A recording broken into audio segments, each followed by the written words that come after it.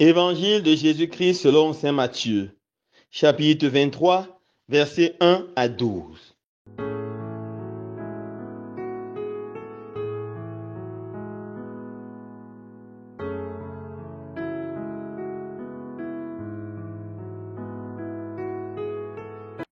En ce temps-là, Jésus s'adressa aux foules et à ses disciples, et il déclara: Les scribes et les pharisiens enseignent dans la chair de Moïse. Donc, tout ce qu'ils peuvent vous dire, faites-le et observez-le. Mais n'agissez pas d'après leurs actes, car ils disent et ne font pas.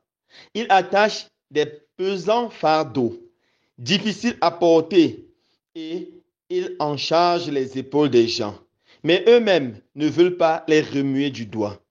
Toutes les actions, ils les font pour être remarqués des gens.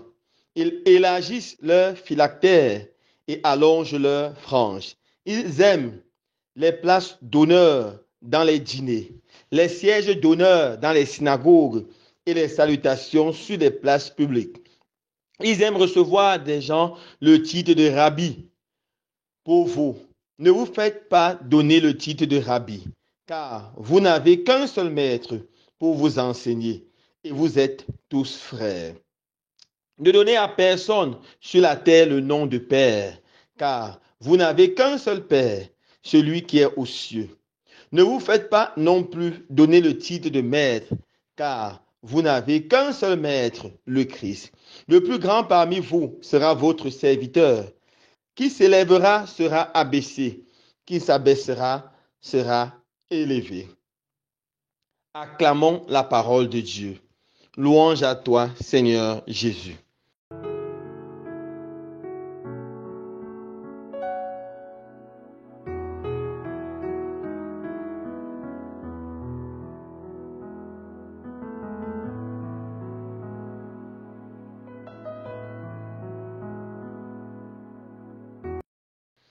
Frères et sœurs bien-aimés, dans l'évangile de ce jour, Jésus fait cette affirmation: ne donnez à personne sur la terre le titre de Père.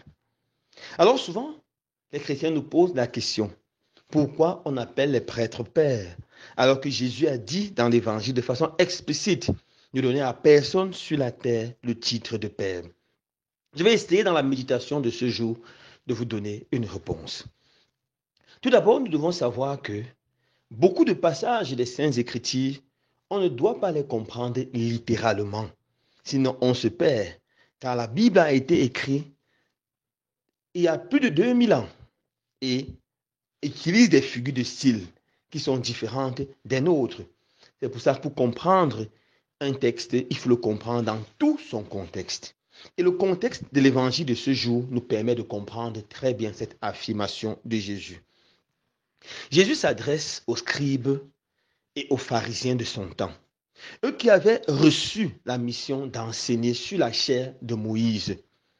Le Seigneur leur a demandé d'enseigner le peuple, d'instruire le peuple et de conduire le peuple au vrai amour, à l'amour de Dieu, à l'amour du prochain.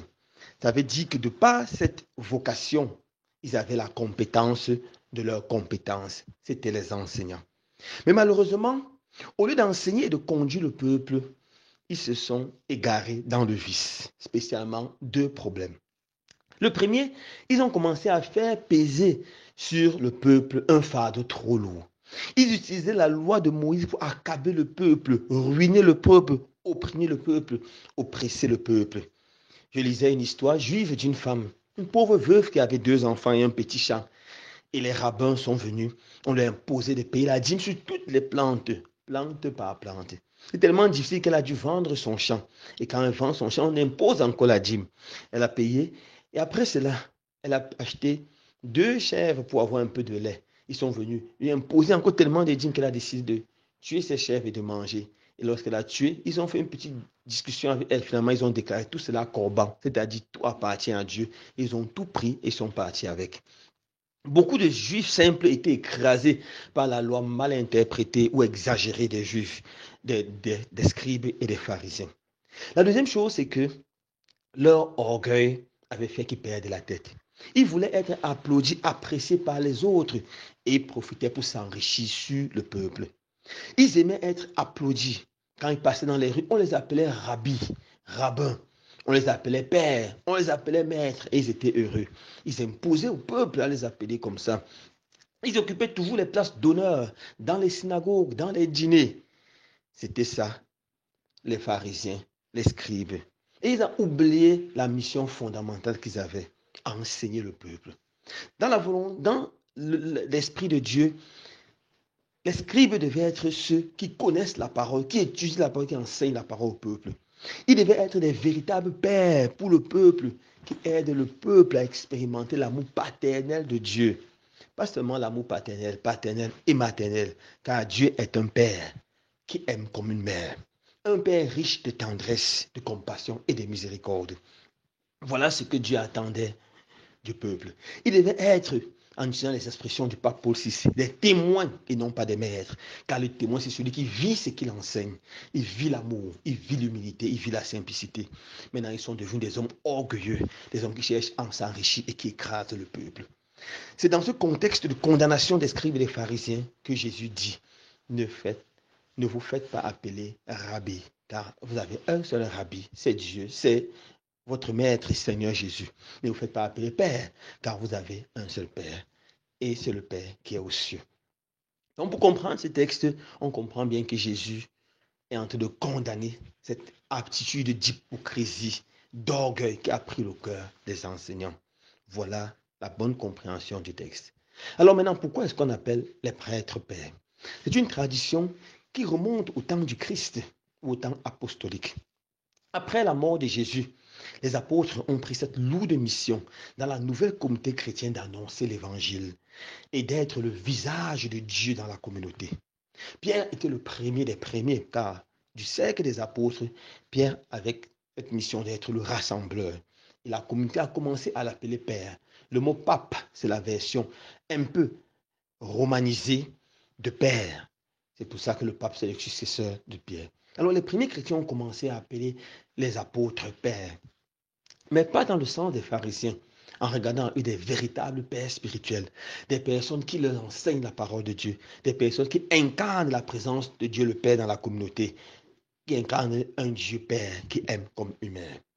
Et plus tard, spécialement au Moyen Âge, ce titre a commencé à être donné aux collaborateurs des apôtres, aux prêtres. Et aujourd'hui, on l'appelle prêtre. Est-ce que, en appelant un prêtre père, on viole ce passage de l'évangile? Bien sûr que non. C'est un passage qui ne doit pas être compris littéralement. Parce que même au temps de Jésus, on appelle des personnes pères. Premièrement, d'abord, les hommes biologiques, les pères biologiques. Les enfants appellent leur papa père ou papa. Et c'est normal et c'est bien. Mais ce que Jésus dit à tous les papas biologiques, c'est que ça ne suffit pas seulement d'avoir un enfant. Il faut que l'enfant voit en toi un véritable père, qui l'aime comme une mère. Un père qui veut son bien, qui travaille pour son épanouissement.